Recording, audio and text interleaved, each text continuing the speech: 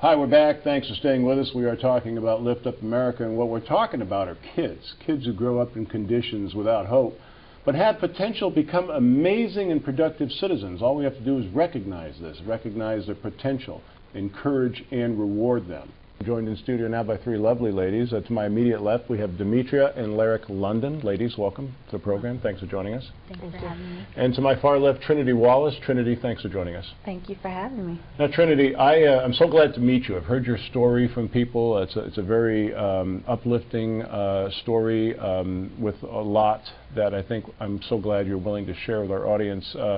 Tell us about how you come to be here.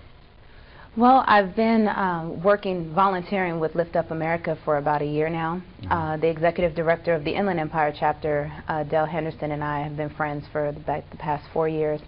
And he met me giving a speech at a foster care awareness event. And since then, we've just stayed connected. And I found out about Lift Up America and was just really impressed by the work that they're doing in inspiring kids to give back to their community in spite of their circumstances and use those circumstances as fuel to give back.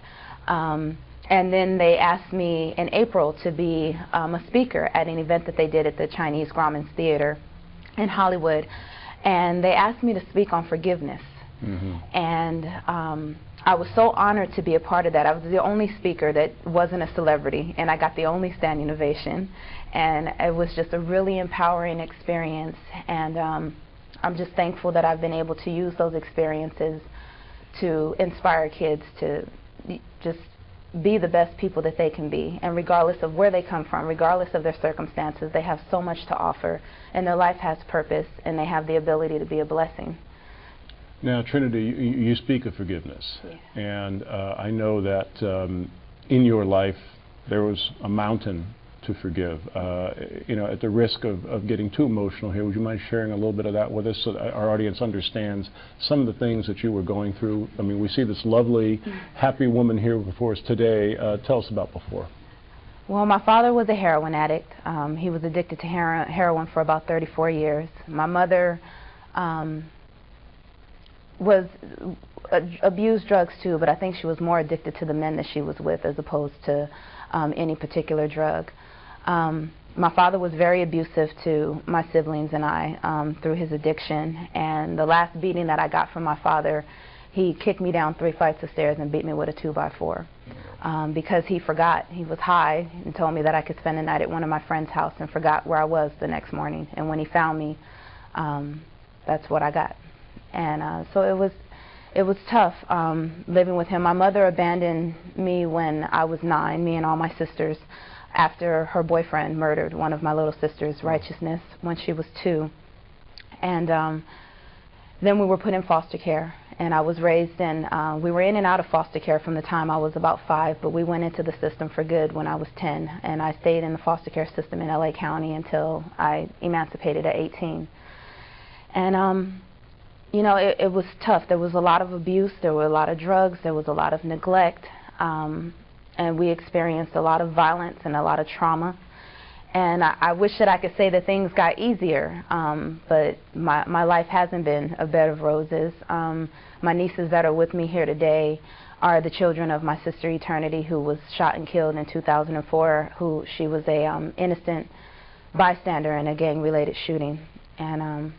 And I've just been trying to pass on the legacy of rising above your circumstances and knowing that you're worthy of happiness and you're worthy of success and you're worthy of all the good things that life has to offer. But it's so important that you use your life experiences to hopefully prevent other people from having to go through some of those same things. And if they've experienced those same things, then I want to be a pillar of hope to them, to let them know that you can rise above it and you can be so much more than the circumstances from which you originated. Well, Trinity, I'm sitting here in stunned silence, which doesn't happen very often. People who know me, I think, know I talk a lot. It's amazing to me to see this smiling, brave woman before me after the story you've just told me now. Lyric and Demetria, I just really want to ask you girls, you know, what's your day like? Tell me about a typical day in your lives. What happens in the morning, and just walk me through it if you would. Well, in the morning when we go to school, we wake up at 5 o'clock because we live in Baldwin Park, and we go to school in Los Angeles. Okay. And we just wake up at 5, and we get ready at 6, and then after then we go to and then we leave at 7, and then we just go to school. That's mostly every day what we do when we get ready for school. Demetria, it must feel wonderful to have a tremendous aunt here like Trinity. She's got your back, doesn't she? Yes, she does. She does. I mean, I obviously you miss your mom? Yes. It's tough. They're going through the day. Do you think of her from time to time? Do you think like she's up there and looking down at you and helping Trinity protect you? Mhm. Okay. What do you want to be when you grow up? I want to be a teacher, a beautician, and a cashier for my first job when I'm a teenager. Wow. How about you, Lek? What do you want to be? I want to be a judge in a criminal justice. Good for you. Good for you. Well, ladies, I'm in stunned silence here, just listening to these amazing stories. Thank you so much for sharing your time with us here in the program. And thank you for having us here. Yeah, definitely. Thank you for having us.